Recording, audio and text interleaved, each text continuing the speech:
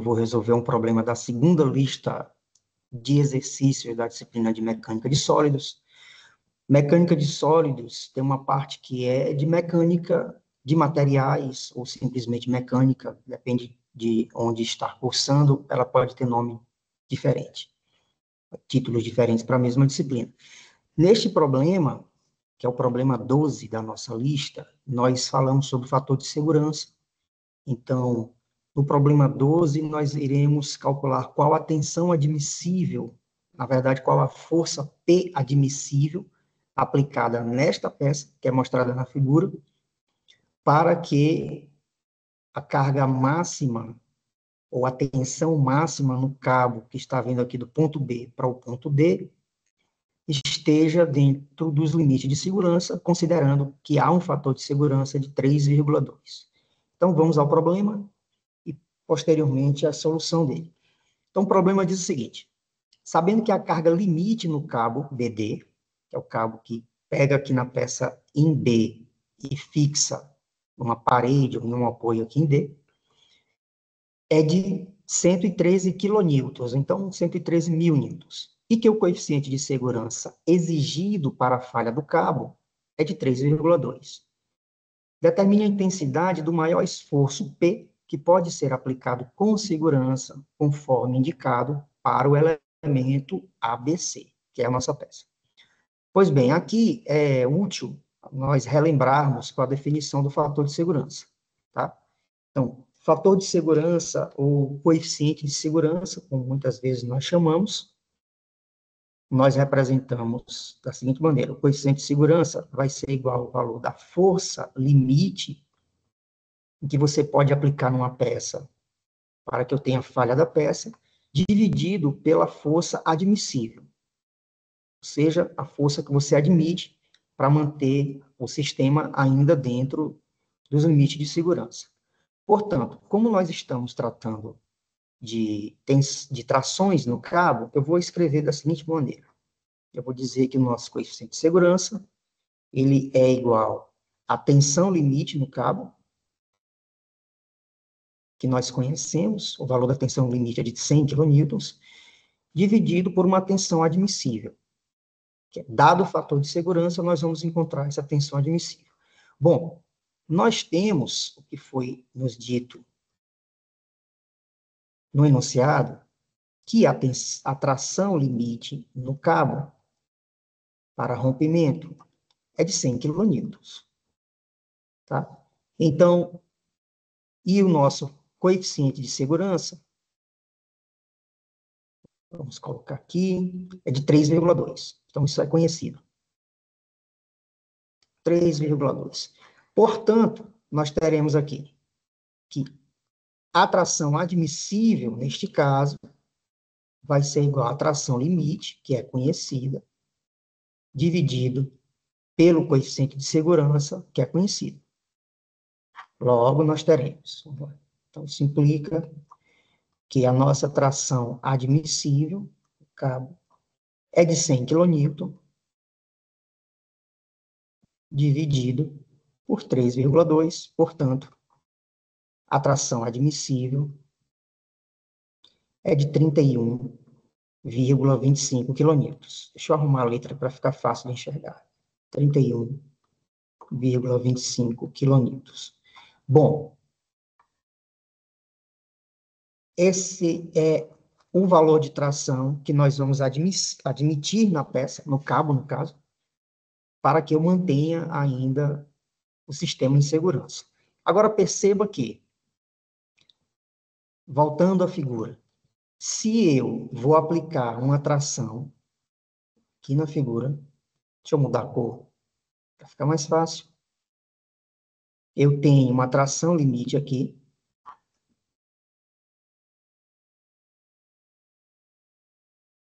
no cabo. Essa tração tem uma componente X, vamos chamar simplesmente de Tx, e tem uma componente em Y. Tá? Tudo isso está em equilíbrio. Então, já nós vamos ter que assumir as condições de equilíbrio e uma tração Y. Da mesma maneira, nós temos uma força que está sendo aplicada sob um ângulo de 40 graus com o eixo Y. Então, essa força provoca uma atração, uma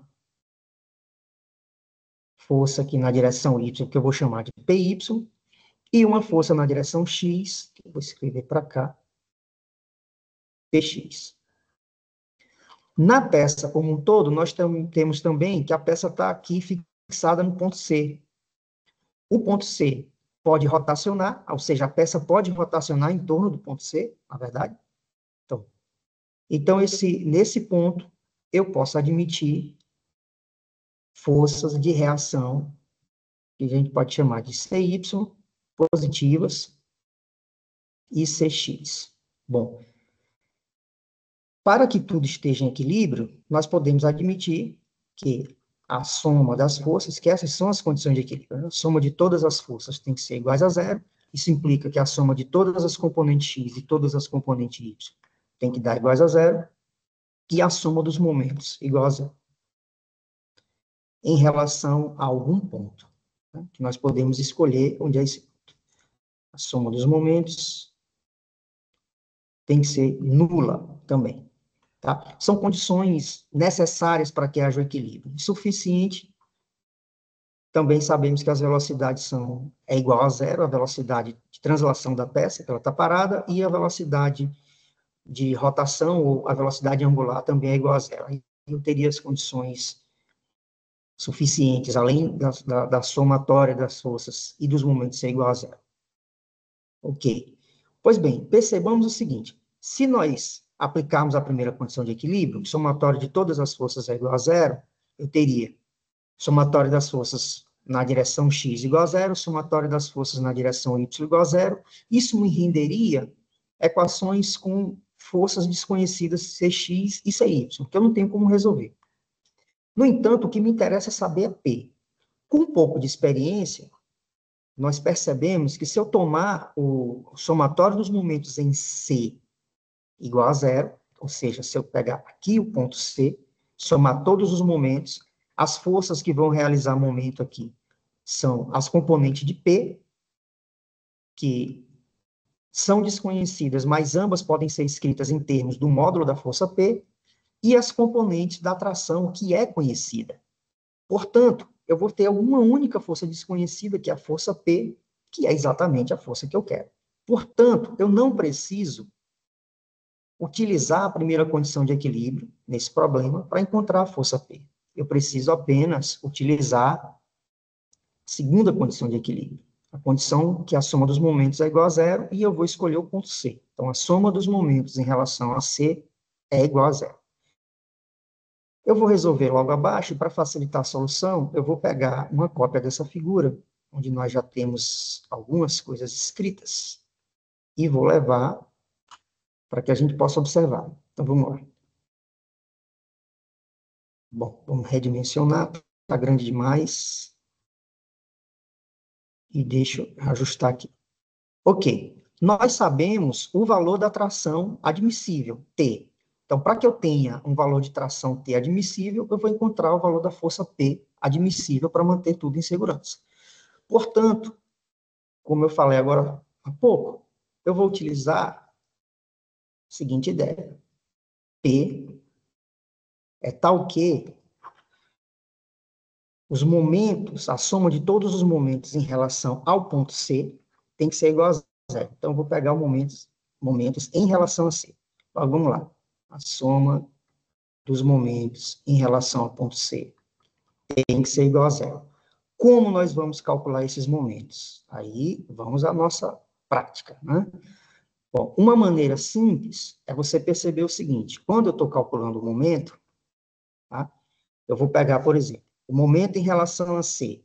A força PY, ela faz momento em C, ela provoca um momento em C, que é a tendência de rotação que a força exerce em torno do ponto C, e o momento, ele vai ser assim, vai ser anti-horário. Se eu puxar aqui em C, então eu tendo a produzir um momento anti-horário. Momentos anti-horários são positivos.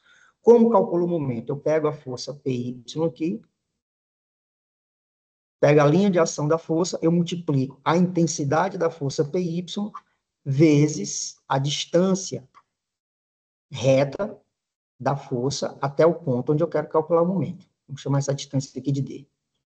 Ora, eu sei quem é essa força. A força PY pode ser encontrada em termos da força P.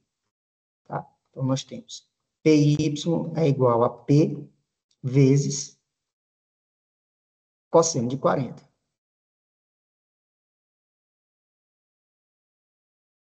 Portanto, a força Px vai ser o valor de P vezes seno de 40. Está lá no gráfico, nossa força Px. P vezes seno de 40. Ok. Da mesma forma, eu já posso logo calcular os componentes da tração no cabo, que nós conhecemos, é a tração limite. Então, eu tenho que a tração em x vai ser igual ao valor da tração T, que nesse caso é o valor da tração limite já calculado, ou tração admissível, nesse caso, perdão, de 31,25 kN. Então, aqui vai ser a tração admissível.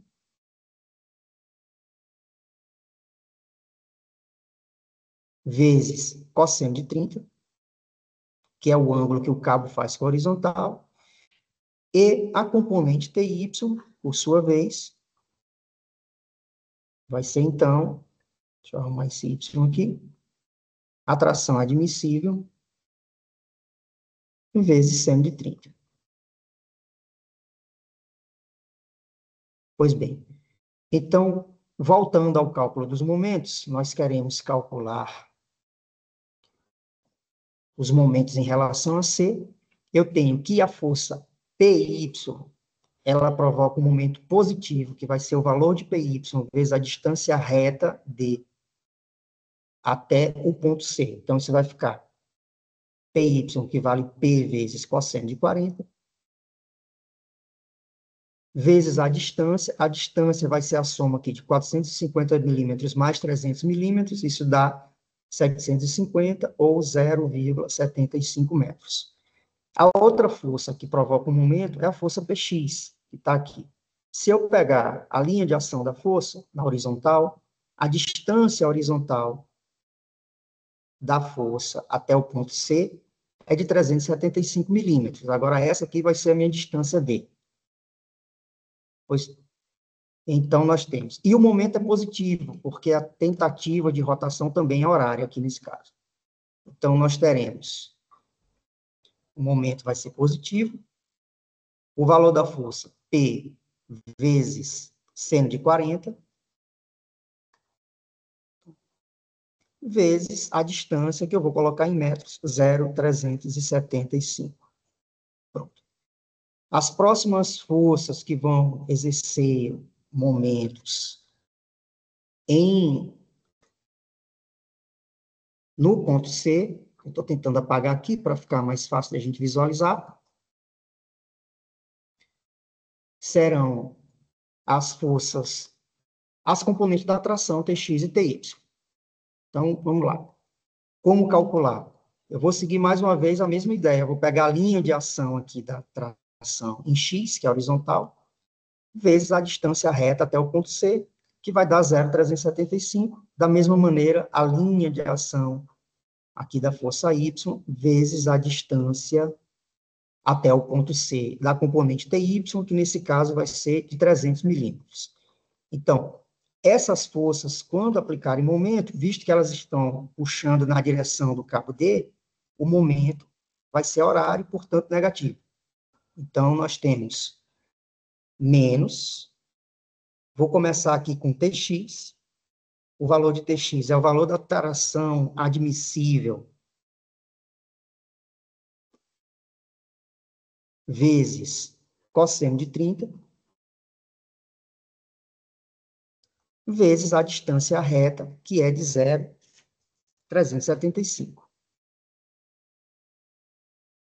metros, menos a força Tx também vai executar um momento negativo, a tendência de rotação aqui é horária, então, vai ser Tx é o valor da tração admissível, vezes seno de 30, vezes 0,3, que é a distância reta, de Tx até o ponto C. Isso tudo igual a zero, que é a soma de todos os momentos. Todas as forças que vão exercer algum momento vão ser essas. Aqui a gente pode colocar P em evidência, vamos agora operacionalizar isso. Então, vou ficar P que multiplica cosseno de 40 vezes 0,75, mais seno de 40 vezes 0,375, e isso vai ser igual à tração admissível,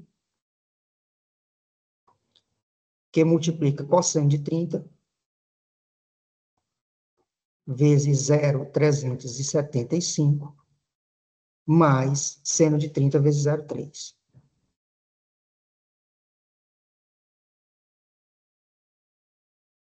0,3. Vamos arrumar aqui a letra. Está ficando bem pressadinho no canto, mas não tem problema. Bom, esses valores eu calculei previamente. E para esse camarada aqui, nós temos 0,81, 5, 5, 7, 8, e mais algumas coisinhas para cá. E para esse valor, nós temos 0,4747. 47. Você pode confirmar em casa aí, 4759. E algumas coisinhas a mais, dadas aqui na calculadora. Portanto, vamos agora. O cálculo ficou simples. Então, eu tenho que o valor admissível da força P vai ser a tração admissível, que é de 31,25 quilonewtons, lembrando que ela está em quilonewton, 31,25, vezes esse valor aqui, 0,4747, etc., dividido, deixa eu colocar esse traço aqui um pouco mais para cá, por 0,8155, etc., etc. Quando calculamos isso, o valor da força P, portanto, vai ser 18,19 e mais algumas casinhas decimais, quilonewtons. Logo, o valor admissível, portanto, nós vamos chamar assim, a força P admissível, para que o sistema ainda permaneça em segurança, dado o coeficiente de segurança de 3,2, é de aproximadamente 18,19, ou a gente pode colocar, arredondar aqui, 18,2 quilonewtons. E isso resolve o meu problema. Lembrando que aqui foi dado um coeficiente de segurança, e nós encontramos, então, qual é a tensão admissível, ou a carga admissível, nesse caso, força P, para que o sistema mantenha-se em segurança com o coeficiente dado. E isso resolve o nosso problema. É isso, pessoal.